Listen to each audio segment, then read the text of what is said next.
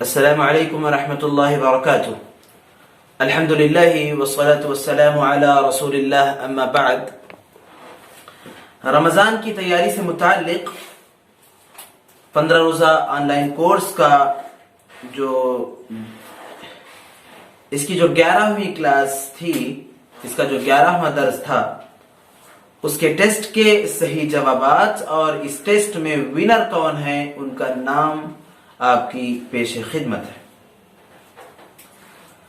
تو ٹھیک ہے، آئیے شروع کرتے ہیں.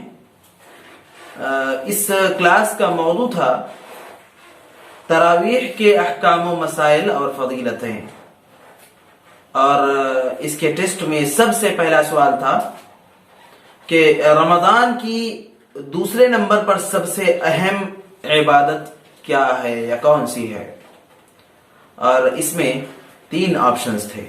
پہلا صدقہ و خیرات، دوسرا تلاوت قرآن، اور تیسرا آپشن تھا تراویح.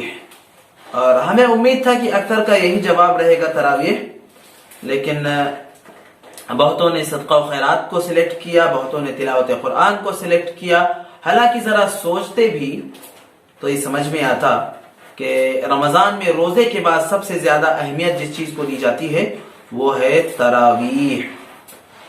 تو صحیح جواب کو سلیکٹ کرنے کے لیے ہم منتخب کریں گے تراویح کو، یعنی جواب آپشن نمبر 3 کو. اوکے. اس کے بعد دوسرا سوال تھا کہ تراویح میں سب سے بنیادی چیز کیا ہے، اور اس کے جواب کے لیے 2 آپشن ہیں.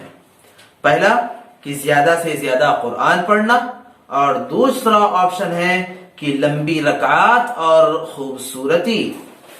تو زیادہ سے زیادہ قرآن پڑھنا یہ تراویح میں مطلوب نہیں ہے. تراویح میں مطلوب کیا ہے؟ لمبی رکعات اور خوبصورتی. اور لمبی رکعات زیادہ قرآن کو پڑھ کر ہی نہیں ہو سکتی، بلکہ لمبی رکعات قرآن کو آرام سے ٹہر ٹہر کر پڑھا جائے تب بھی یہ چیز حاصل ہو سکتی ہے.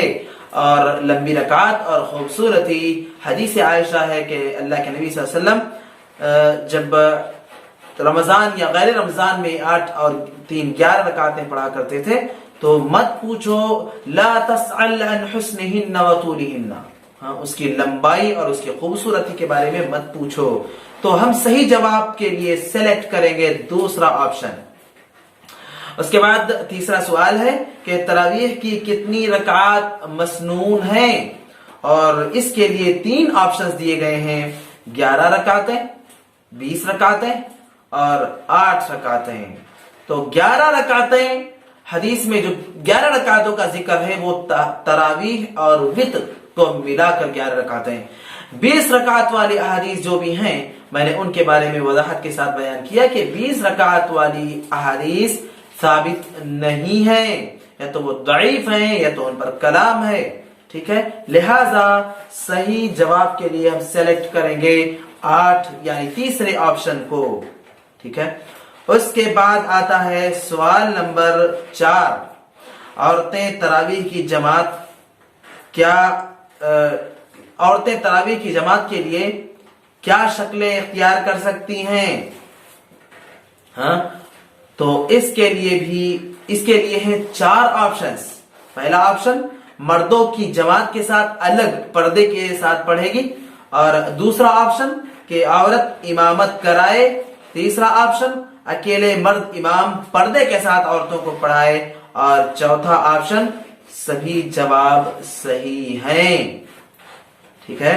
تو چوتھا آپشن وہ ہم سلیکٹ کریں گے صحیح جواب کے لیے، کیونکہ مردوں کی جماعت کے ساتھ الگ یہ بھی ثابت ہے، اور عورت امامت کرائے یہ بھی درست ہے، اور اکیلے مرد امام پڑھائے یہ بھی ثابت ہے.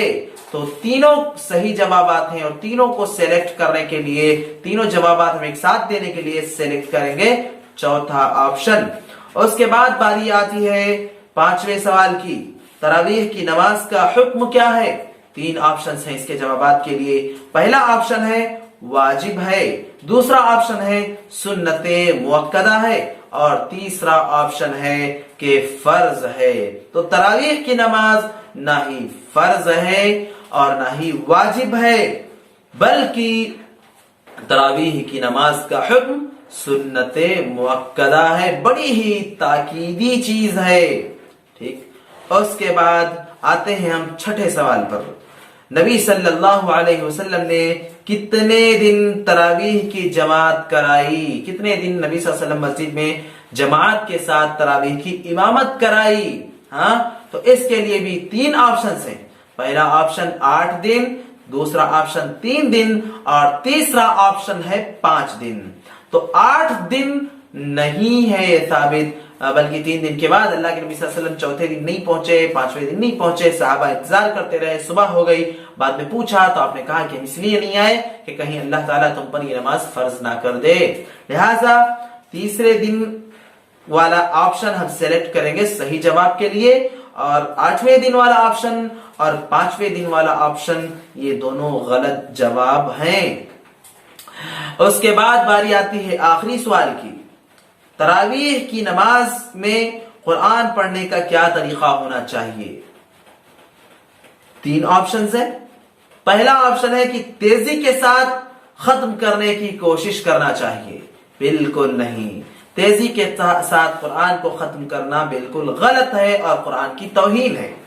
دوسرا آپشن، ٹہر ٹہر کر آرام سے پڑھے گا قرآن مجید کو تراویح میں. یہ آپشن صحیح ہے. وَرَتِّلِ الْقُرْآنَ تَرْتِيلًا، اللہ کے نبی صلی اللہ علیہ وسلم کے بارے میں فرمایا کہ آپ قرآن اس طریقے سے پڑھا کرتے تھے کہ اگر کوئی بندہ چاہتا ہے کہ ایک ایک حرف کو لکھ لے تو وہ لکھ سکتا آرام سے. ٹھیک، اس کے بعد باری آتی ہے آپشن نمبر 3 کی. دونوں جواب غلط ہیں. تو ان تینوں آپشن میں ہم صحیح جواب سیلیکٹ کرنے کے لیے ہم چنیں گے آپشن نمبر 2 کو، ٹہر ٹہر کر آرام سے قرآن پڑھے گا. تو یہ تھے سوالات کے جوابات. اب باری آتی ہے کہ اس ٹیسٹ کا ونر کون ہے اور ان کا نام کیا ہے. دیکھیں، اس ٹیسٹ میں ہمیں سب سے پہلے جن کا جواب موصول ہوا اور سب سے درست جواب رہا اور اٹینڈنس کی لسٹ میں بھی ہم نے ان کے نام کو پایا، تو وہ نام ہے اسماء اشتیاق احمد، مئو، یو پی. فبارک اللہ فیکم وجزاکم اللہ خیرا. السلام علیکم ورحمۃ اللہ وبرکاتہ.